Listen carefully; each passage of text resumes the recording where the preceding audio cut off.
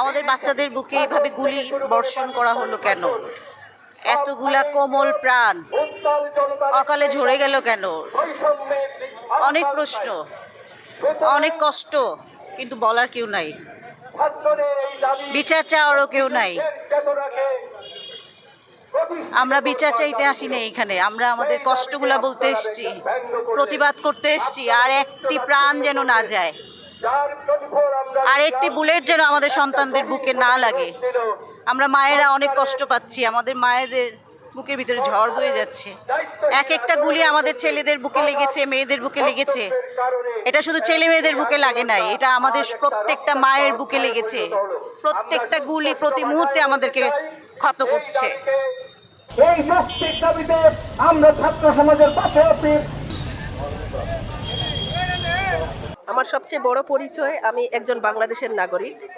তারপরে আমার আরও কয়েকটি পরিচয় আছে। আমি একজন মা, আমি একজন অভিভাবক, আমি একজন শিক্ষক, আমি একজন ডাক্তার। আমরা চাই আন্তর্জাতিক সংস্থার অধীনে সুষ্ঠু বিচারের মাধ্যমে প্রতিটি সন্তানের হত্যার বিচার হোক। অভিভাবকদেরকে বলতে চাই, আপনারা আর ঘরে বসে থাকবেন না, বের হন। আপনাদের সন্তানদের বুকে যখন গুলি লাগবে তখন বের হবেন, এখনো সময় আছে, বের হন। নিজেদের সন্তানদেরকে বাঁচান, দেশটাকে বাঁচান।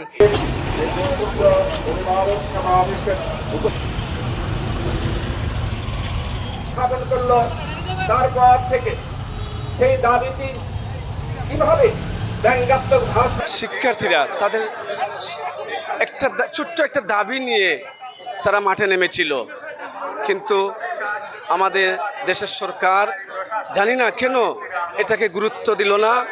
আজকে এই দাবি সারা বাংলাদেশের ছাত্র জনতার দাবিতে পরিণত হয়েছে। আমি আবু সাঈদ ভাইকে যিনি গুলি করেছেন, আমি আজকে সেই আবু সাঈদের আত্মার মাগফিরাত কামনা করছি। আজকে বাংলাদেশের লক্ষ লক্ষ কোটি কোটি আবু সাঈদের সৃষ্টি হয়েছে। আমি একজন অভিভাবক, শিক্ষক হিসাবে আমি আবেদন জানাবো, শিক্ষার্থীদের আর গুলি চালাবেন না। আমরা অভিভাবকরা এতদিন অভিভাবক ছিলাম, আমরা কাপুরুষ, তারাই প্রকৃতপক্ষে সুপুরুষ।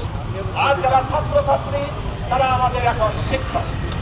আমরা এই অবস্থা অবসান চাই এবং এই যে 9 দফা দাবি, সেটা যৌক্তিক দাবি, সেই দাবি মেনে আমার মনে হয় যে দেশের যে স্বাভাবিক অবস্থা ফিরে আসুক সেই কামনা করি। ওই পুস্তকে ইতিহাস, আমরা ইতিহাসের ছাত্র আমি নই, তারপরেও যতটুকু আমরা ইতিহাস জেনেছি